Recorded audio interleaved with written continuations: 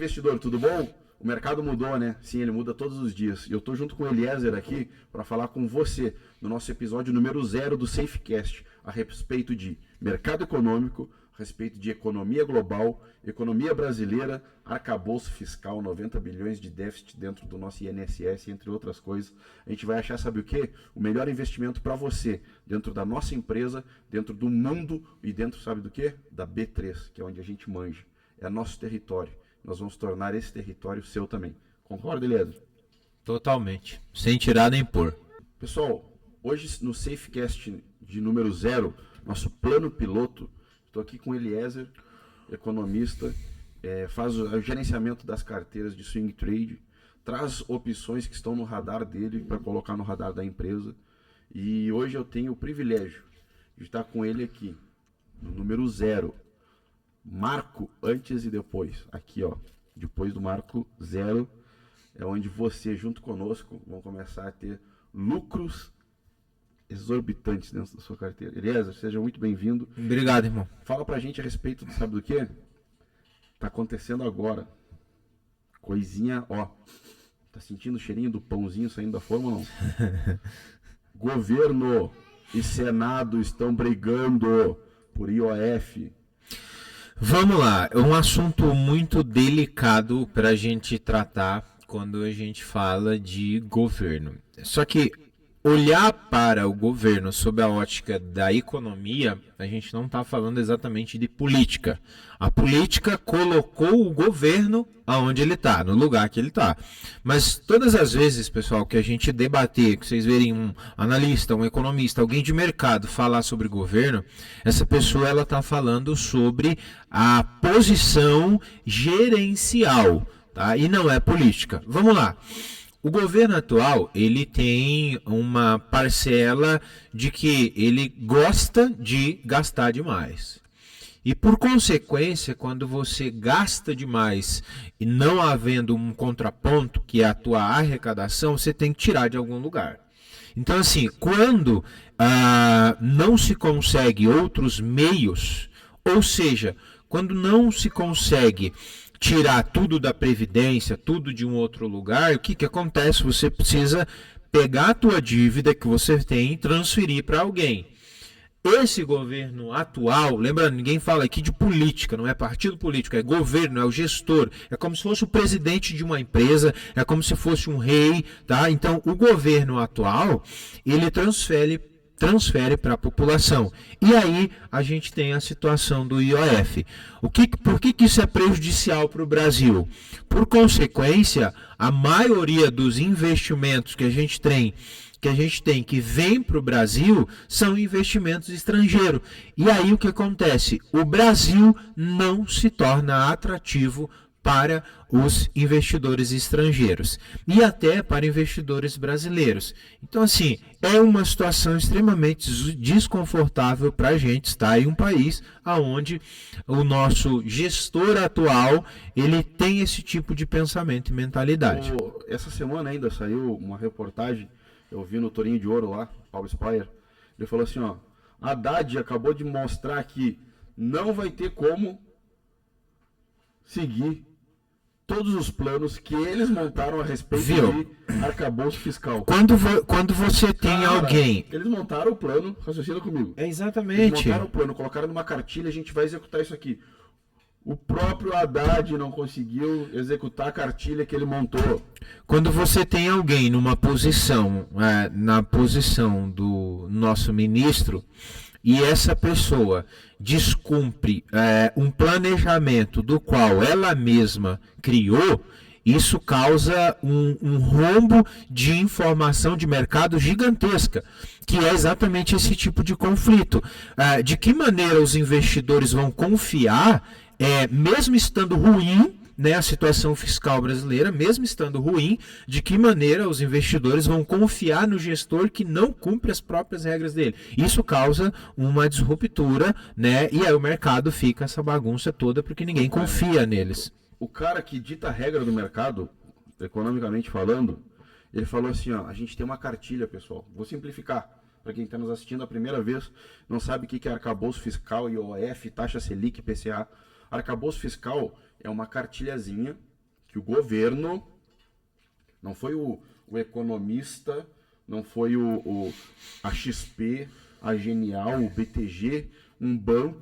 Não foi um participante de mercado, não foi um agente de mercado. Foi o governo montou a cartilha e falou assim, ó, a gente tem que arrecadar mais, vamos arrecadar mais. A gente tem que gastar menos, vamos gastar menos. A gente tem que taxar mais, vamos taxar mais. E colocou alguns limites de gasto para o próprio governo. Sabe o que aconteceu? Não faz um ano isso daí, não faz 12 meses.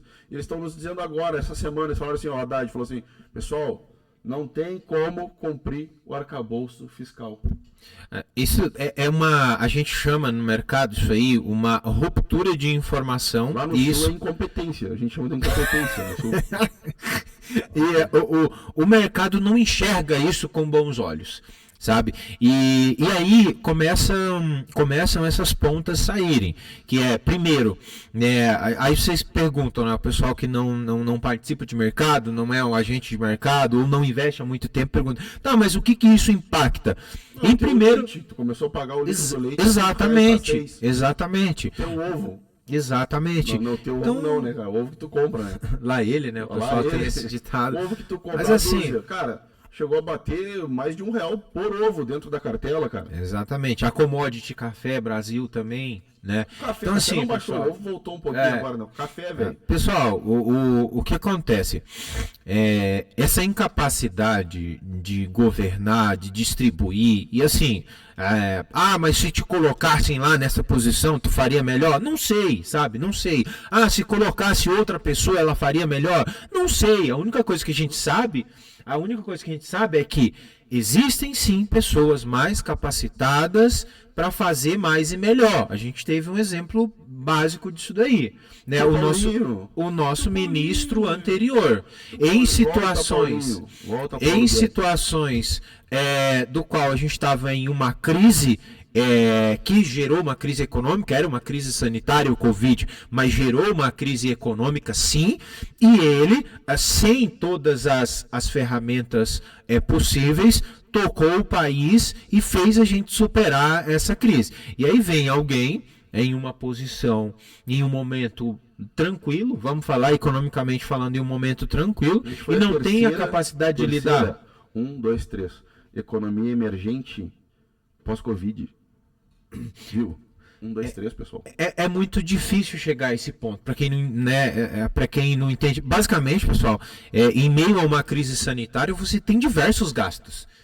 Eu posso até colocar e criar um tipo de cartilha. Se fosse o mesmo gestor atual, ele iria jogar essa conta no colo das pessoas.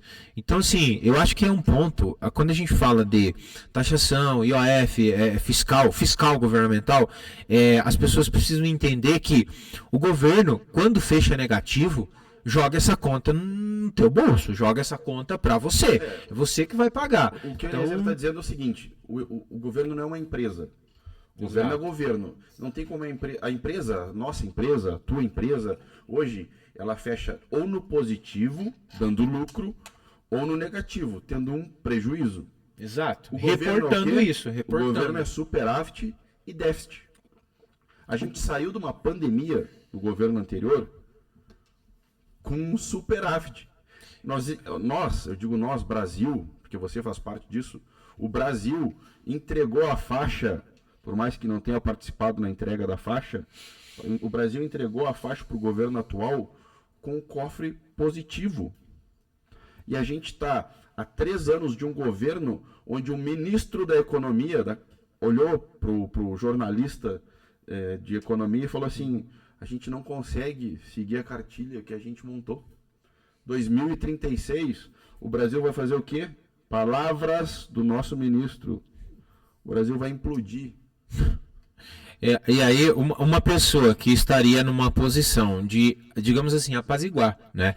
A gente achar soluções, encontrar, ou se não encontrar, ter atitudes como o nosso antigo presidente do Banco Central tinha, né? A situação está difícil, mas pessoal, calma aí, existe uma saída, a gente vai controlar, a gente vai buscar a solução. Agora, chegar em público jornalístico e falar botar em si mesmo, colocar mais medo na população, acho que é de uma incapacidade gigantesca, igual O você cara comentou. pegou férias na votação da Câmara a respeito do IOF, estava de férias na votação do Senado. Chegou agora, caiu de paraquedas, onde o governo teve uma derrota avassaladora. Inclusive, essa semana, o Lula, junto com o advogado-geral da União, chegou e falou, sabe o quê? Vamos entrar com uma ação para derrubar a decisão do Senado referente ao IOF. Sabe por quê? Eles estão desesperados. Eles estão catando, sabe o quê? Aquelas moedinhas lá na fonte que tem na frente do Palácio da Alvorada. O pessoal vai lá e faz um pedido assim, ó. Melhora Brasil, pum. Eles estavam juntando as moedas que estavam dentro da fonte para colocar no Fundo Monetário Nacional, velho. Qual que é o maior problema do Brasil hoje para ti, Léo?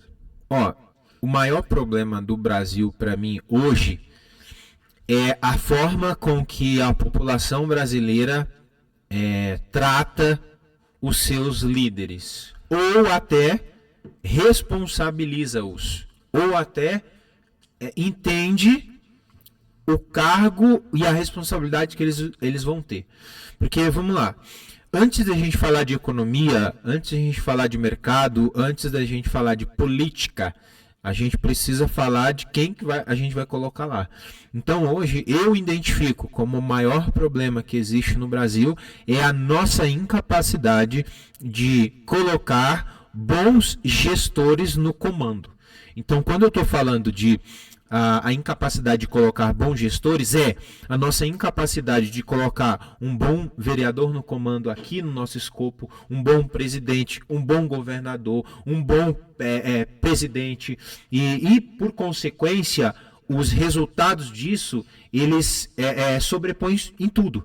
Quando a gente tem incapacidade de colocar um presidente no comando, ele também incapacitado coloca um ministro ruim, coloca um presidente do Banco Central ruim, e aí a gente começa a ter um desnível, uma queda gigantesca em todas as nossas áreas, seja na economia, indústria, comércio, em tudo. Então hoje, resumindo, o maior problema que existe no Brasil é a nossa incapacidade de indicar ou impor ou colocar bons governantes nas suas posições de comando.